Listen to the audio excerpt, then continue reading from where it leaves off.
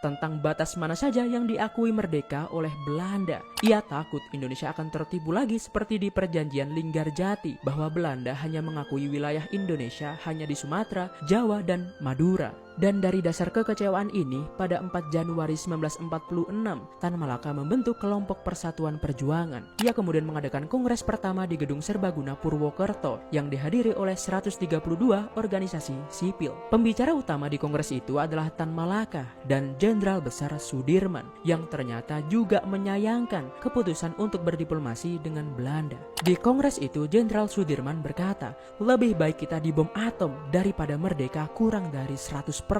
Dan dari duo ini lahirlah sebuah gerakan yang terjadi pada 3 Juli 1946 yang adalah kudeta pertama dalam sejarah Indonesia. Mereka merasa kalau kita terlalu lembek kepada Belanda. Kudeta ini bisa dibilang sangat agresif karena mereka berencana menculik anggota kabinet Syahrir. Tapi di saat yang sama pemerintah berhasil mengendus rencana ini dan berhasil meringkus kelompok Persatuan Perjuangan ini terlebih dahulu.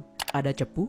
Karena kita sama-sama tahulah ya bagaimana kejeniusan Jenderal Sudirman dalam merancang rencana, apalagi ditambah otak cerdas dari Tan Malaka. Jadi menurutku rencana mereka seharusnya tidak gampang dilacak. Anyway, permainan ini akhirnya dimenangkan oleh pemerintah dan pada 23 Maret 1946 Tan Malaka, Subarjo, dan Sukarni dijebloskan ke penjara selama 2 tahun. Bukannya membuat situasi mereda, hal ini justru membuat pendukung Tan Malaka menjadi semakin marah. Pada 27 Juni 1946, Syahrir dan beberapa tokoh kabinet berhasil mereka culik dan membawa mereka ke Boyolali. Dan di keesokan harinya, Soekarno menyatakan bahwa Indonesia sedang dalam keadaan gawat darurat dan ia menuntut pembebasan kepada Syahrir dan tokoh lainnya. Setelah Tan Malaka bebas, ia kemudian membentuk Partai Musyawarah Rakyat Banyak atau Murba pada 7 November 1948. Ia sendiri tidak mau menjadi ketua dan membiarkan Sukarni menjadi ketua dari partai ini. Pada 12 November 1948, Tan Malaka pindah ke Kediri untuk memulai gerakan gerilyanya.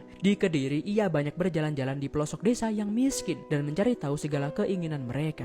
Karena caranya yang keras inilah, Tan Malaka sekarang tidak lagi menjadi buronan Belanda, tapi buronan negara yang ia gagas sendiri. Ia akhirnya melarikan diri ke Gunung Wilis, Kediri. Tapi di sana ia ditangkap oleh Letnan II Sukoco. Dan tepat pada 21 Februari 1949, ia dieksekusi oleh bangsanya sendiri, Naas. Dia kemudian dimakamkan di desa Selopanggung, Kediri, Jawa Timur. Dan kabar tiadanya Tan Malaka saat itu berusaha disembunyikan oleh pemerintah. By the way, kisah ini aku ambil dari website Ruang Guru. Bukan sponsor ya, tapi amin sponsor masuk. Semoga terhibur dan untuk waktunya.